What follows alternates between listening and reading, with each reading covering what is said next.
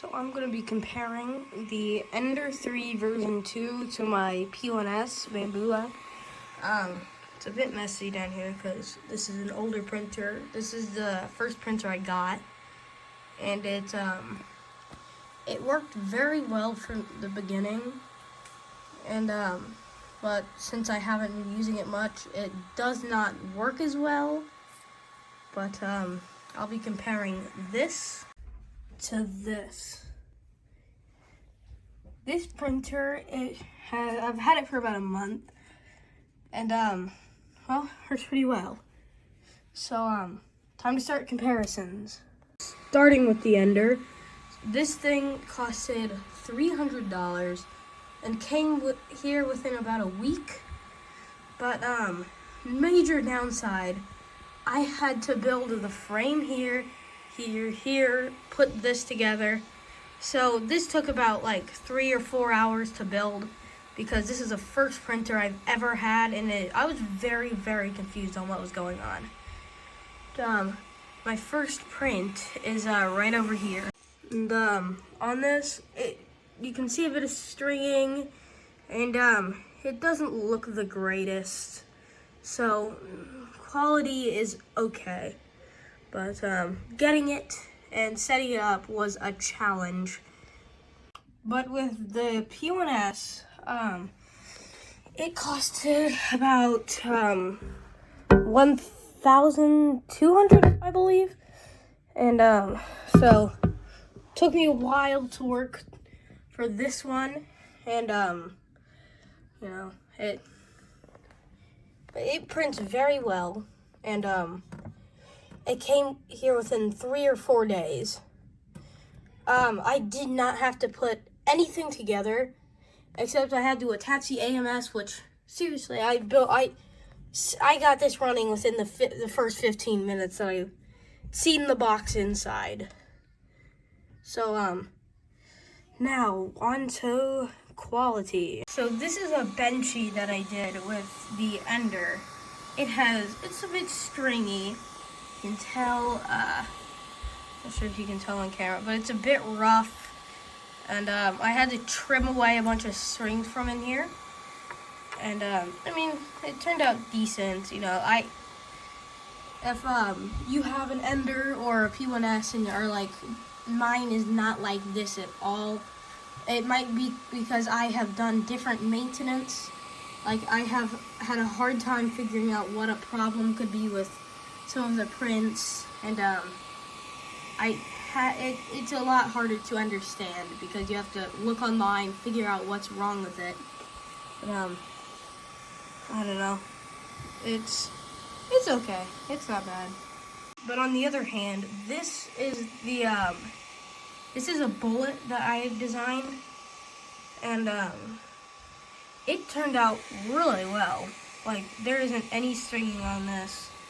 The only problem with it is it's cracked right here, but that's because, like, I dropped it and it got messed up like 5 minutes after I took it off the print bed. But it looks pretty well, so, you know, it just depends on the print you're doing. It's not the best with overhangs, but if you design it properly, it can be amazing quality.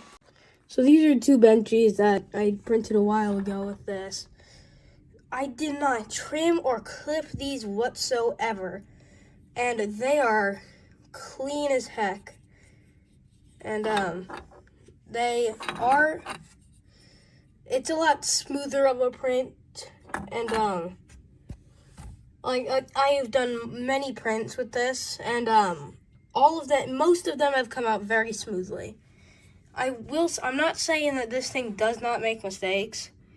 A lot of times, the main reason I've been having problems is this, whenever it's printing or like anything, some of the times the heat bed is not sticky enough or something. It's not adhesive enough, and it pops off. But that is really the only thing I have to say for quality here.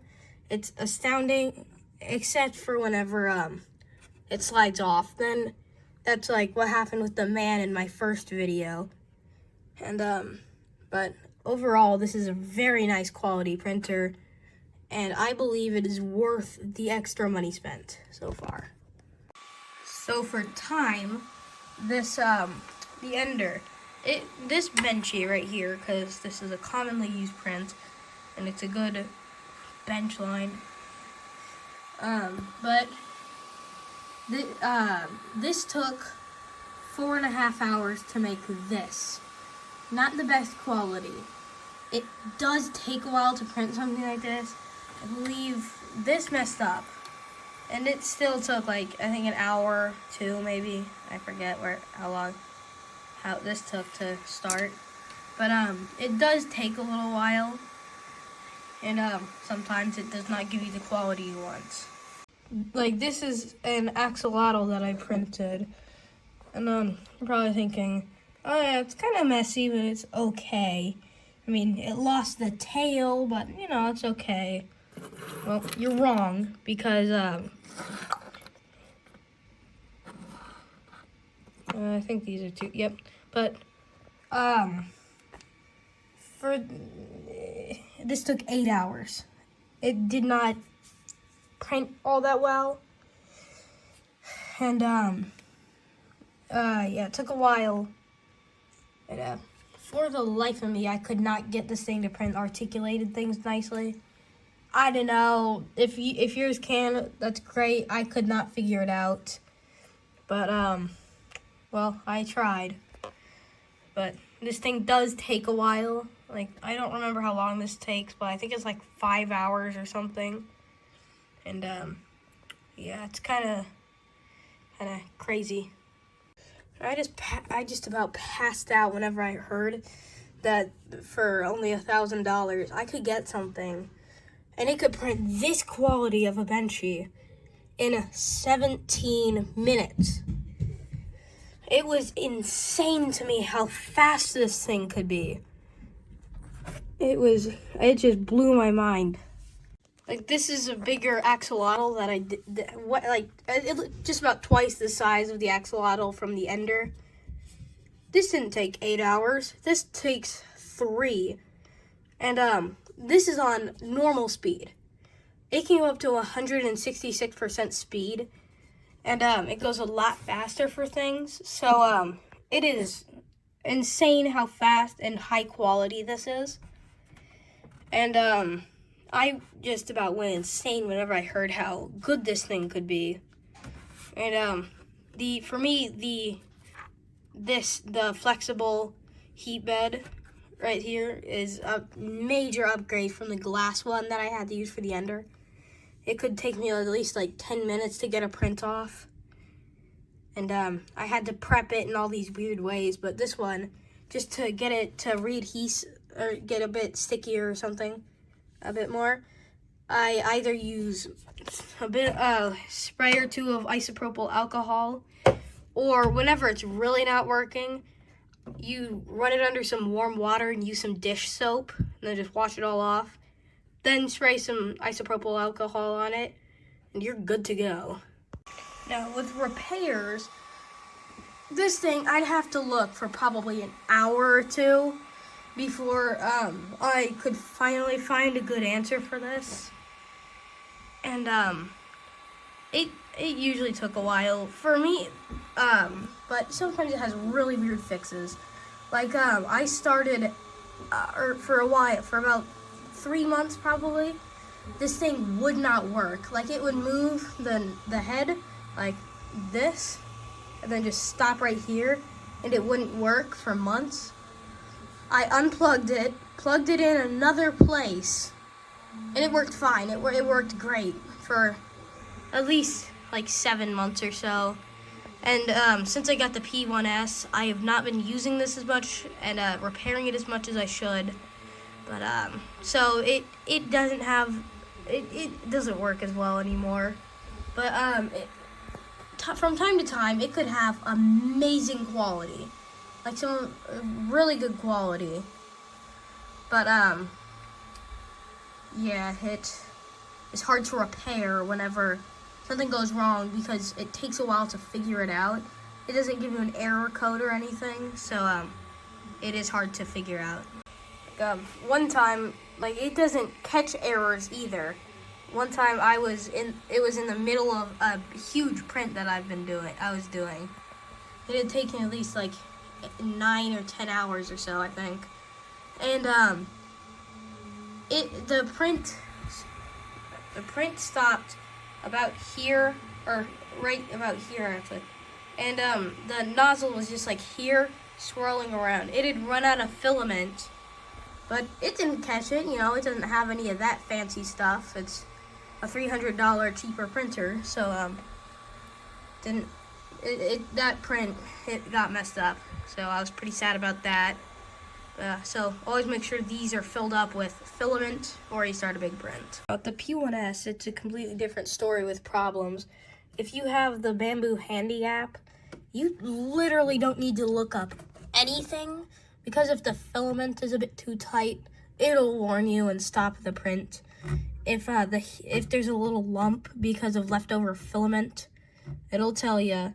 Any problem you can imagine that it has, it will tell you in the app. So if it doesn't, it coddles you with answers. I don't think I've had to look up anything for this printer to work. It just tells me itself. So if you're trying to learn how to fix things, like figure out how to fix things, this is not the right printer. It tells you everything. So yeah. But my overall recommendation for the Ender is, if you are thinking about trying 3D printing and are like, I'm gonna try this, I'm just gonna see if I like it, this is a great one for you. And if I learned how to fix things a bit better with this one, since it doesn't tell you stuff, and I think this helps you get a bit better with 3D printing, because you have to figure things out, you have to build it, you know, just in case something goes wrong and you have to take it apart. I just think it helps for learning, and it's a great starter one because it's not all that expensive, and it'll handle any filament. Like the Bamboo one gets a bit touchy sometimes with certain types of stuff, but overall, I actually think I like this screen a bit better. This type of screen, I really like it. I don't know, if the Bamboo had it, I'd like that. I like the Bamboo one though by itself as well. So, but yes, I really like this printer, and I would suggest getting it if you're starting out and looking for a can-be challenge. But my overall recommendation for the P1S is, if you have had a printer or are like, I'm gonna get a printer, I'm gonna use it, I don't want to buy, beginner stuff, I just want to get straight to the top, I'd recommend this. It's pretty well, works really well. I have used this to sell things because it's a really nice quality printer, and it works really well. I haven't really had any issues with it, except for the heat bed, but it has some really simple fixes, and I would really suggest getting it. The AMS is very helpful as well. One of the people I know who have one of these, they said that they wish they had just gotten the AMS with it. So if you're just going to buy this without the AMS, go ahead. But if you're planning on getting an AMS, just get it with the printer. It's so much easier. Setup is a lot better. So this is my recommendations.